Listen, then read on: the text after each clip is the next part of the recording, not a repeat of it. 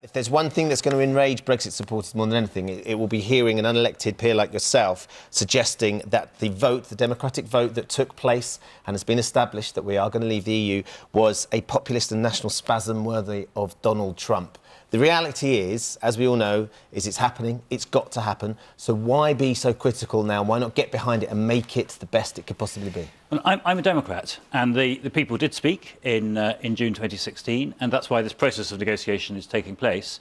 But my view is, as people see that the deal that they're going to be offer is going to make them worse off, that our trading relations are going to be worse, we're not going to be in the single market where we sell goods, we're not going to be in the customs union, which is a way of us getting our exports without tariffs across Europe. As that becomes apparent over the coming months, I believe there'll be a groundswell of opinion for a vote on the final terms. Because, of course, when people were asked to vote in June 2016, there wasn't a prospectus. They were simply asked whether, in principle, they wanted to leave the European Union. You know, it's like being told it might be a great idea to move house, but you've got no idea where the house is, how many floors it's got, Lord Adonis, that when we did make that vote and when the majority voted for us to leave, it was ultimately, you look at it, and it was the Remainers that have to look at themselves and the campaigners for the Remain campaign that didn't do a good enough job to make it sound like, you know what, this isn't going to be as straightforward as it maybe sounds, as the Brexiteers saying. And where were you in that voice? It's all well and good doing it now, a year and a half later, and sitting there telling us this is going to be an absolute nightmare for the country. But where were you then saying, look, this isn't going to be as simple as they're saying, and actually we're better where we are?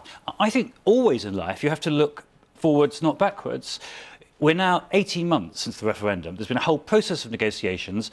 They haven't been going well. The government has said that its policy is to take us out of the customs union and the single market, which is hugely important in terms of British jobs and British prosperity. And the key issue now isn't raking over the coals of the referendum 18 months ago. It is the crucial question whether, when people can see what the final terms are going to be, whether they should have a say themselves on whether they want those terms or whether they want to stay in. And the argument I'm making, because I'm a Democrat, I'm not saying that we unelected people should impose our will, is that as it becomes clear what those terms are, people should have the final say. After all, by then, it's going to be nearly 3 years. In 2019, when we leave the EU, it'll be nearly 3 years since the referendum. We usually have 3, 4, 5 years between general elections. So I think it's perfectly reasonable for people to have that say. And if over the coming months, when people like me are making the argument that this is a very bad deal for Britain and for British jobs, if people come to think that they should have that final say, my view is that the job of Parliament is to give it to them. They took a decision in June 2016 by a narrow majority that they wanted to open the process of negotiations to leave the European Union. Now, as I say, it's like moving house. You may think in principle it's a great idea to move house, but until you actually can see how many bedrooms there are, whether there's a kitchen, what the arrangements are, best not actually to move out. And what I'm saying is that it's now becoming clear what the deal is going to be. It's going to be a very bad deal. It could, in some respects, be a catastrophic deal.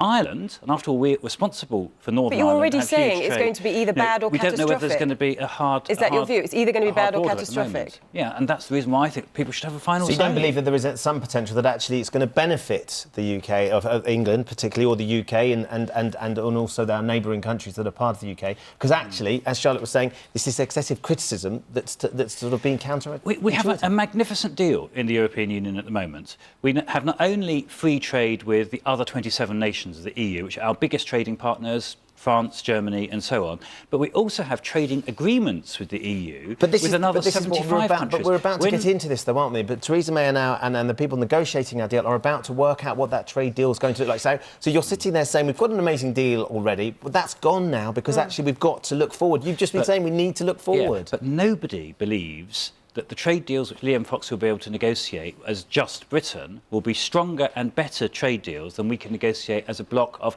28 European nations with all of the clout. The Chinese, and the Chinese only believe in power, the idea that they would give us a better trade deal just as Britain than a bloc of 28, including France and Germany, is of course for the birds. When Liam Fox says we should all stop carping about Brexit, he hasn't actually produced evidence of a single trade deal yet which will even match those negotiated by the European Union. So why don't you wait until he does before you say that it's all going to be a disaster? Well, this is exactly the warning we need to give to the British people. Trade deals take about 7 years to negotiate. At the moment, 7 years. They're very complicated. They're thousands of pages worth of very, very technical detail. We will not have a single trade deal negotiated with any other country by the time, on the current schedule, we leave the European Union in March 2019. Now, if you or I were about to move into a house and we didn't know whether the electric wiring even existed and we weren't going to be told for another 5 years, do you know, I think we might be a bit cautious about that. Yeah, but then you're like the person who wants to move house who doesn't actually want to move house. And you're like, oh, it's all going to be a nightmare, I don't want to move house, this is going to go wrong, that's going to go wrong. People do often change their minds when they're moving house. Yeah, you all have friends who, when they actually, they don't actually complete, a and lot they do of say, people will be much more positive about it. And I say, you know, whatever the situation, we've made that decision to move. There's no point in us thinking, crikey, we didn't buy this house. This wasn't the house we were chosen. Do you know what? We've got to live here now because we've done it. The deal's been done. We've exchanged the contracts. Let's make it work. We haven't exchanged the contracts yet. This is the crucial reason why I resigned last week. We haven't completed yet. No, if you're using your analogy, we haven't exchanged. We have exchanged because we have made the vote to leave the EU. That's the exchange. 52% of the country has decided that they want this to happen. So would you like another referendum on whether we leave? Yes, definitely. Yes, but on the final terms. What the vote in June 2016 was, to continue this analogy, is we decided we were going to go into the estate agents.